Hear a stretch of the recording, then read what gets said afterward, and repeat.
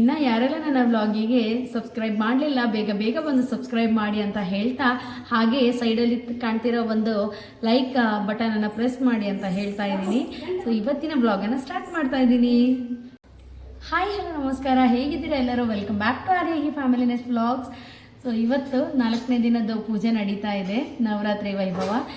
ಇವತ್ತು ನಾವು ಆರಾಧನೆ ಮಾಡುತ್ತಿರುವ ದೇವಿ ಯಾವುದಂತಂದರೆ ಕೂಷ್ಮಾಂಡ ದೇವಿ. ಸಿಹಿ ಅಂತ ಹೇಳಿ ಅಂದರೆ ಭಕ್ಷ್ಯ ದೇವರಿಗೆ ನೈವೇದ್ಯಕ್ಕಂತ ಹೇಳಿ ಸ್ವೀಟ್ ಪೊಂಗಲ್ ಮಾಡಿದ್ದಾರೆ ಅಮ್ಮ. ಸೊ ಅದನ್ನು ನಾವು ನೈವೇದ್ಯ ಆಗಿ ಇಡ್ತಾ ಇದ್ದೀವಿ. ನೋಡಿ ಬನ್ನಿ, ಇವತ್ತು ಮಾಡಿರೋಂಥ ನೈವೇದ್ಯ ಇದು. ನೋಡಿ ಯಾವ ಥರ ಇದೆ ಅಂತ ಹೇಳಿ. ಸಿಹಿ ಪೊಂಗಲ್ ನಿಮ್ಗೆ ಗೊತ್ತಿರುತ್ತೆ, ಸ್ವೀಟ್ ಪೊಂಗಲ್. ಹಾಗೆ ನೋಡಿ ಇವತ್ತಿನ ದೇವ್ರದ್ದು ಅಲಂಕಾರ, ದೇವ್ರದ್ದು ಹೂ ಕೆಳಗೆ ಬಿದ್ದಿದೆ. Feeling blessed. ಇದು ಹರಳು ಮತ್ತು ಬೆಲ್ಲ, ಇದು ನೈವೇದ್ಯಕ್ಕೆ ನಿತ್ಯ ಇಡುವಂಥದ್ದು ನಾವು. ಆದರೆ ಈ ನವರಾತ್ರಿಯಲ್ಲಿ ಮಾತ್ರ 9 ದಿನ 9 ನೈವೇದ್ಯ ಮಾಡಿ ನಾವು ಇಡ್ತೀವಿ, ಆಯಿತಾ.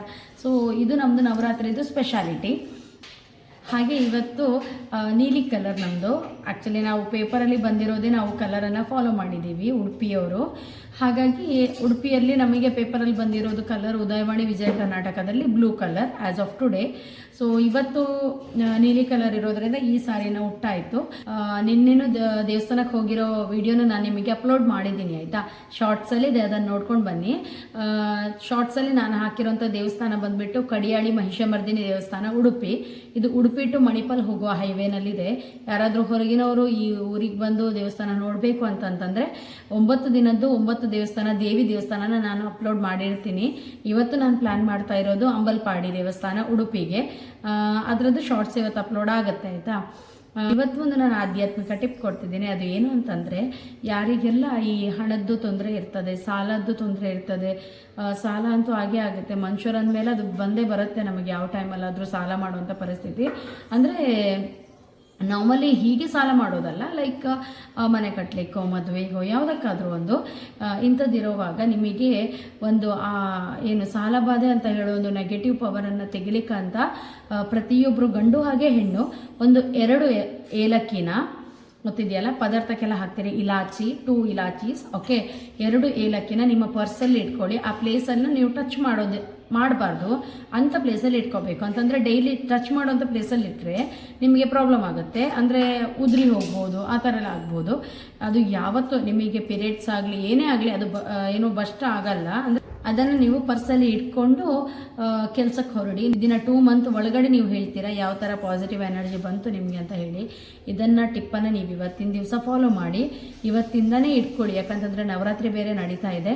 ಮತ್ತೊಂದು ಟಿಪ್ ಬಂದುಬಿಟ್ಟು, ನವರಾತ್ರಿಯಲ್ಲಿ 9 ದಿನಾನು ಲಿಂಬೆ ಹಣ್ಣನ್ನು ಕೊಯ್ದು ದೀಪ ಹಚ್ಚೋದಾಗಲಿ, ಲಿಂಬೆ ಹಣ್ಣಿಂದು ಶರ್ಬತ್ ಆಗಲಿ ಮಾಡಿ ಕುಡಿಬೇಡಿ. ಇದು ಒಂದು ಟಿಪ್ ಆಫ್ ದ ಡೇ, ಆಯಿತಾ. ಯಾಕಂತಂದರೆ ಲಿಂಬೆ ಅಂತಂದರೆ ಅದು ದೇವಿ ಸ್ವರೂಪನೇ ಅಂತ ಹೇಳ್ತಾರೆ. ಸೊ ಹಾಗಾಗಿ ಲಿಂಬೆ ಹಣ್ಣನ್ನು ಕೊಯ್ಯೋದಾಗಲಿ ಅಥವಾ ಲಿಂಬೆ ಹಣ್ಣಿಂದ ದೀಪ ಹಚ್ಚಿ ಆರತಿ ಮಾಡೋದಾಗಲಿ ಮಾಡ್ತಾ ಇದ್ದರೆ ಅದನ್ನು ಪ್ಲೀಸ್ ನಿಲ್ಲಿಸಿಬಿಡಿ. ಯಾಕಂತಂದರೆ ಅದನ್ನೆಲ್ಲ ನಿಲ್ಲಿಸಿದರೆ ಒಳ್ಳೆಯದು. ಈ ನವರಾತ್ರಿ ದಿವಸ ಮಾಡಬಾರ್ದು ಅದನ್ನೆಲ್ಲ, ಆಯಿತಾ. ಹಾಗೆ ಕಂಚಲ ಅಂದರೆ ಹಾಗಲಕಾಯಿ ಪದಾರ್ಥನ ಈ 9 ದಿನವೂ ಮಾಡಲಿಕ್ಕೆ ಹೋಗಬೇಡಿ. ಯಾಕಂತಂದರೆ ಹಾಗಲಕಾಯಿ ಅಂತಂದರೆ ಕಹಿ, ಅದು ಈ 9 ದಿನವೂ ನಮ್ಮ ಹೊಟ್ಟೆಗೆ ಸೇರೋದು ಬೇಡ, ಆಯಿತಾ. ಏನಿದ್ರು ಸ್ವೀಟನ್ನು ಮಾತ್ರ ತಿನ್ನಿ, ಹಾಗೆ ಸಾತ್ವಿಕ ಆಹಾರನೇ ಸೇವಿಸ್ತಾ ಹೋಗಿ. ನವರಾತ್ರಿಯಲ್ಲಿ 9 ದಿನವೂ ನಾನ್ ವೆಜ್ ಬಿಟ್ಟರೆ ತುಂಬಾ ಒಳ್ಳೆಯದು. ಬಿಡ್ತಾರೆ ಇಲ್ಲಿ ಆಲ್ಮೋಸ್ಟ್ ಉಡುಪಿ ಮಂಗಳೂರಲ್ಲಿ ಆಲ್ಮೋಸ್ಟ್ 90% ಆಫ್ ದ ಪೀಪಲ್ಸ್ ಯಾರೂ ತಿನ್ನಲ್ಲ. 90% ಜನರು ಯಾರೂ ಅದನ್ನು ಸೇವಿಸೋದು ಇಲ್ಲ ನನಗೆ ಗೊತ್ತಿರೋ ಮಟ್ಟಿಗೆ. ಇದು ಇವತ್ತಿದ್ದು ಟಿಪ್ ಆಫ್ ದ ಡೇ. ಒಂದು ಏಲಕ್ಕಿನ 2 ಏಲಕ್ಕಿನ ನಿಮ್ಮ ಪರ್ಸಲ್ಲಿ ಇಟ್ಕೊಳ್ಳಿ ಇವತ್ತೇ. ಹಾಗೆ ಅದರೊಟ್ಟಿಗೆ 2 ಲವಂಗ ಇಟ್ಕೊಂಡ್ರೂ ಒಳ್ಳೆಯದು, ತುಂಬಾ ಒಳ್ಳೆಯದು. ಅದು ಪಾಸಿಟಿವ್ ಎನರ್ಜಿನ ನಿಮ್ಮ ಹತ್ರ ಎಳೆಯುತ್ತೆ. ಸೊ ಪಾಸಿಟಿವ್ ಎನರ್ಜಿ ನಿಮ್ಮ ಹತ್ರ ಬರುವಂಥದ್ದು ಯಾವಾಗ ಅಂತಂದರೆ ನಿಮಗೆ ಧನಧಾನ್ಯ ನಿಮ್ಮ ಮನೆಯಲ್ಲಿ ವೃದ್ಧಿ ಆಗುವಂಥ ಟೈಮಲ್ಲಿ ಸಾಲ ಬಾಧೆನೂ ದೂರ ಆಗುತ್ತೆ, ಗೊತ್ತಾಯ್ತಾ. ಸೊ 2ನೇ ಟಿಪ್ ಬಂದುಬಿಟ್ಟು ಕಂಚಲ ಅಂದರೆ ಹಾಗಲಕಾಯಿ ಯಾರೂ ಮಾಡಬೇಡಿ. 3ನೇ ಟಿಪ್ ಬಂದುಬಿಟ್ಟು ಲಿಂಬೆ ಹಣ್ಣು ಇದೆಯಲ್ಲ ಅದನ್ನು ಯಾರೂ ಕಟ್ ಮಾಡಬೇಡಿ, ಆಯಿತಾ. ಅದಾದಮೇಲೆ ಇನ್ನೊಂದು ಹೇಳಿದರೆ, ಆರ್ಯ why you are doing like that? So ಮಕ್ಕಳಿಗೆಲ್ಲ ರಜೆ ಇದೆ ಇವಾಗ, ಆದಷ್ಟು ದೇವಸ್ಥಾನಕ್ಕೆ ಕರ್ಕೊಂಡು ಹೋಗಿ ಅಲ್ಲಿ ನೀವು ಮಕ್ಕಳಿಗೆ ಆಧ್ಯಾತ್ಮಿಕದ ವಿಷಯದಲ್ಲಿ ನೀವು ಹೇಳಲೇಬೇಕು. ಯಾಕಂತಂದರೆ ನಮ್ಮ ಧರ್ಮ, ನಮ್ಮ ಸಂಪ್ರದಾಯ, ನಮ್ಮ ಸಂಸ್ಕೃತಿನ ನಾವು ಉಳಿಸ್ಕೊಳ್ಬೇಕು ಅಂತಂದರೆ ನಾವು ಇನ್ನು ಬರುವ ಪೀಳಿಗೆಗೆ ನಾವು ಅದನ್ನು ಹೇಳಲೇಬೇಕು ಅಲ್ವಾ. ಎಸ್, ಎಲ್ಲರೂ ಸಹ ಎಜುಕೇಟೆಡ್ಸ್ ಆಗ್ತಾರೆ, ಇವತ್ತು ನಾನು ಎಜುಕೇಟೆಡೇ. ಬಟ್ ಯಾವಾಗ ನಮಗೆ ದೇವರು ಹಾಗೆ ಸಂಪ್ರದಾಯ ಅಂತ ಬಂತು, ಅದನ್ನು ಮುಂದೆ ತಗೊಂಡು ಹೋಗುವಂತಹ ಜವಾಬ್ದಾರಿ ನಮ್ಮ ಮೇಲೆ ಇರುತ್ತೆ. ಹೊರಗಡೆ ಹೋಗುವಾಗ ಯಾವ ಥರ ಬೇಕಿದ್ರು ಇರಿ, ಬಟ್ ಟೆಂಪಲಿಗೆ ಹೋಗುವಾಗ ನಿಮ್ಮ ಸಂಪ್ರದಾಯದಲ್ಲಿ ನೀವಿರಿ ಅಂತ ಹೇಳ್ತಾ ಇವತ್ತಿನ ಪೂಜೆಯನ್ನು ನಾನು ನಿಮಗೆ ಇವಾಗ ತೋರಿಸ್ತೀನಿ. ಬನ್ನಿ, ಕೂಷ್ಮಾಂಡ ದೇವಿನ ನಾವಿವತ್ತು ಆರಾಧನೆ ಮಾಡ್ತಾ ಇದ್ದೀವಿ. ಬಂದು ದೇವರ ಕೃಪೆಗೆ ಪಾತ್ರರಾಗಿ ಅಂತ ಹೇಳಿ ಕೇಳ್ಕೊಳ್ತಾ ಇದ್ದೀನಿ.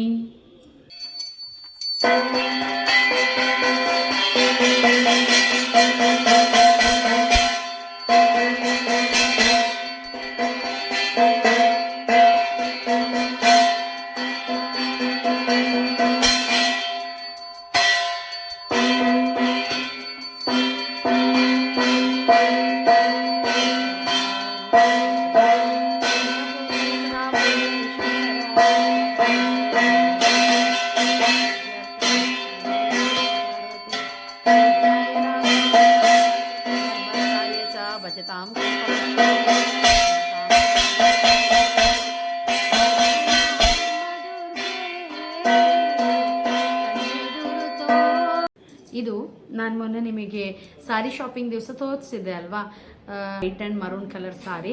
ಇದರದ್ದು ಬ್ಲೌಸ್ ನಾನು ಆಲ್ಟ್ರೇಷನ್ ಮಾಡಿ ತೋರಿಸ್ತೀನಿ ಅಂತ ಹೇಳಿದ್ದೆ ಅಲ್ಲ. ಸೊ ನೋಡಿ, ನನಗೆ ಜಯಲಕ್ಷ್ಮಿ ಅವರು ಆಲ್ಟ್ರೇಷನ್ ಮಾಡಿ ಕೊಟ್ಟಿದ್ದಾರೆ. ಬ್ಲೌಸನ್ನು ಈ ಥರ ಆಲ್ಟ್ರೇಷನ್ ಮಾಡಿ ಕೊಟ್ಟಿದ್ದಾರೆ. ನೋಡಿ, ಈ ಥರ ಫ್ರಂಟಲ್ಲಿ ಡೀಪ್ ನೆಕ್ ಇಟ್ಟಿದ್ದಾರೆ, ಸ್ಕ್ವೇರ್ ನೆಕ್. ಇದು ಬ್ಯಾಕ್ ಸೈಡ್ ನೋಡಿ, ಬ್ಯಾಕ್ ಸೈಡ್ ಸ್ವಲ್ಪ ಫ್ಲವರ್ ಥರ ಏನೋ ಒಂದು ಮಾಡಿದ್ದಾರೆ, ನನಗೂ ಗೊತ್ತಾಗ್ತಾ ಇಲ್ಲ ಅದೇನು ಅಂತ ಹೇಳಿ. ಅದು ಸಿಂಪಲ್, ನಿಮ್ಮದು ಸಾರಿದು ಬ್ಲೌಸ್ ಇದ್ದು ಬಾರ್ಡ್ರ್ ಇದೆಯಲ್ಲ, ಅದನ್ನು ಸ್ಲೀವ್ಸಿಗೆ ಅಟ್ಯಾಚ್ ಮಾಡಿ ಅವರಿಗೆ ಯಾವ ಶೇಪಲ್ಲಿ ಬೇಕೋ ಆ ಶೇಪಲ್ಲಿ ಅವ್ರು ಬ್ಯಾಕ್ ನೆಕ್ ಮಾಡಿ ಕೊಡ್ತಾರೆ. ನಿಮಗೂ ಬೇಕಿದ್ರೆ ನೀವು ರೆಡಿ ಮಾಡಿಸ್ಕೊಳ್ಳಿ ಆಯಿತಾ. ಈ ಥರನೇ ನೋಡಿ, ಇದೊಂದು ನಿಮಗೆ ಐಡಿಯಾ. ಯಾಕಂದರೆ ಸುಮ್ಮನೆ ಆ ಟೈಲರನ್ನೆಲ್ಲ ಕಾಯ್ತಾ ಕುತ್ಕೊಳ್ಳೋದಕ್ಕಿಂತ this is the best way you can do. ಯಾಕಂದರೆ ಸಿಂಪಲ್ ಬ್ಲೌಸಸ್ ಎಲ್ಲ ಈ ಥರನೇ ಸಾಕಾಗುತ್ತೆ ಆಯಿತಾ ನಿಮಗೆ. ಬ್ಲೌಸಸ್ ನೋಡಿ ಯಾವ ಥರ ಕಾಣಿಸುತ್ತೆ ಅಂತ ಹೇಳಿ. ನೋಡಿ, ಇದು ಬ್ಯಾಕ್ ಸೈಡ್, ಇದು ಫ್ರಂಟ್ ಸೈಡ್. ನೋಡಿ, ಫ್ರಂಟಲ್ಲಿ ಈ ಥರ ಮಾಡಿದ್ದಾರೆ, ಬ್ಯಾಕಲ್ಲಿ ಈ ಥರ ಕೊಟ್ಟಿದ್ದಾರೆ. ನೋಡಿ, ಪುನಃ ಕಾರ್ಡು ಇದೆ ಅದರೊಟ್ಟಿಗೆ ಬಂದಿರೋದು. ಕೈಯನ್ನು ಈ ಥರ ಅಟ್ಯಾಚ್ ಮಾಡ್ಕೊಂಡು ಕೊಟ್ಟಿದ್ದಾರೆ. ಸಿಂಪಲ್ ಬ್ಲೌಸಸ್ ಎಲ್ಲ ಸಾಕಾಗತ್ತಲ್ವಾ. ನಾಳೆ ಕದ್ರ ಕಟ್ಟೋದು ಹಬ್ಬ ಇದೆ ನಮ್ಮ ಮನೆಯಲ್ಲಿ. ಅಂದರೆ ನಾವು ನವರಾತ್ರಿ ಪೂಜೆನೂ ಲಲಿತ ಪಂಚಮಿ ದಿನನೇ ಮಾಡೋದು, ಕದ್ರ ಕಟ್ಟೋದು ಲಲಿತ ಪಂಚಮಿ ದಿನನೇ ಮಾಡೋದು. ಎರಡೂ ಹಬ್ಬನೂ ಒಂದೇ ದಿನದಲ್ಲಿ ಆಗಿ ಹೋಗುತ್ತೆ ನಮಗೆ ಆಯಿತಾ. ಸೊ ಅದೊಂದು ಅಡ್ವಾಂಟೇಜ್ ನಮ್ಮದು. ಮತ್ತೊಂದು ಏನಂತಂದರೆ ಆ ದಿನ ನಾವು 15 ಬಗೆ ಪದಾರ್ಥ ಮಾಡ್ತೀವಿ, ಅಂದರೆ ಸಾರು, ಪಲ್ಯ ಎಲ್ಲನೂ ಸೇರಿಸಿ. ಸೊ ಹಾಗಾಗಿ ನಮಗೆ ನಾಳೆ ಫುಲ್ ಬ್ಯುಸಿ ಇರುತ್ತೆ. ಎಷ್ಟು ಪೂಜೆದು ಕ್ಯಾಪ್ಚರ್ ಮಾಡಲಿಕ್ಕಾಗುತ್ತೋ, ಯಾಕಂದರೆ ನಾಳೆ ಮೇನ್ ಪೂಜೆ ನಮ್ಮದು. ಸೊ ಎಷ್ಟು ಪೂಜೆನ ಕ್ಯಾಪ್ಚರ್ ಮಾಡಲಿಕ್ಕಾಗುತ್ತೋ ಅಷ್ಟು ಪೂಜೆನ ಎಲ್ಲನೂ ನಾನು ನಿಮಗೆ ಬ್ಲಾಗಲ್ಲಿ ಹಾಕ್ತೀನಿ. 2 ಬ್ಲಾಗ್ ಆಗೋ ಬರ್ಬೋದು, ಹೇಳಲಿಕ್ಕಾಗೋದಿಲ್ಲ. ಯಾಕಂತಂದರೆ ಅಡುಗೆದೊಂದು ಬ್ಲಾಗ್ ಮಾಡಬೇಕು ನಾನು, ಇದೊಂದು ಬ್ಲಾಗ್ ಮಾಡಬೇಕು ಪೂಜೆದು. ಸೊ ಹಾಗಾಗಿ 2 ಬ್ಲಾಗ್ ನಿಮಗೆ ಬರುತ್ತೆ.